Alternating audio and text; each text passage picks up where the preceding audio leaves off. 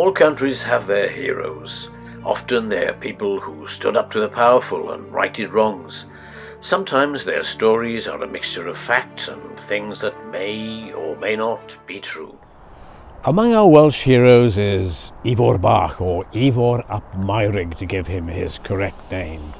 And we know about him because of his conflict with a powerful Norman lord. We know about his raid on Cardiff Castle, and above all we remember him because of the fact that, against all the odds, he won. But as the events in Ifor's story happened more than 850 years ago, are they more folklore than fact? There isn't a great deal of evidence.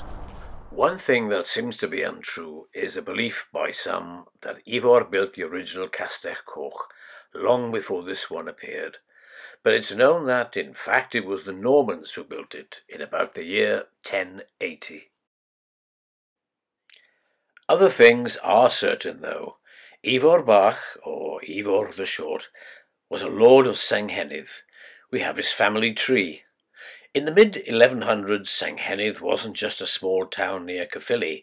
It was a substantial lordship with land reaching as far north as Brecon, and it was one of the strongholds of the Welsh who were holding out against Norman rule.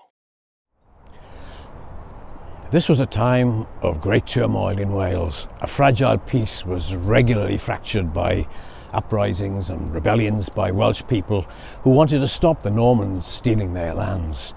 And it's a land dispute that is at the root of Ifor Bach's story. The story comes to us from Geraldus Cambrensis, Gerald of Wales, the famous 12th century writer. Gerald, who was born in Manorbier, says that William Fitzrobert, the second Earl of Gloucester, who held Cardiff Castle, took land that legally belonged to Ifor. However, he also says that Ifor was the Earl's tenant.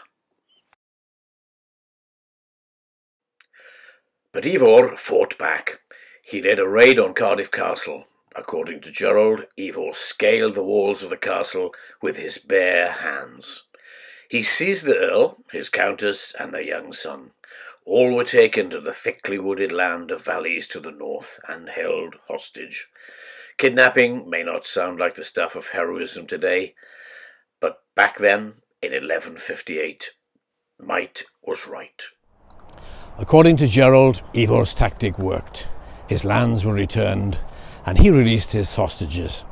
Gerald adds that in fact Ifor got even more, but what that might have been, he doesn't say. Gerald wrote this more than 30 years after the event. His work is still in print. Interestingly, there was a family link between Ifor's wife, Nest, and the half-Norman Gerald, both coming from De Heibarth in West Wales.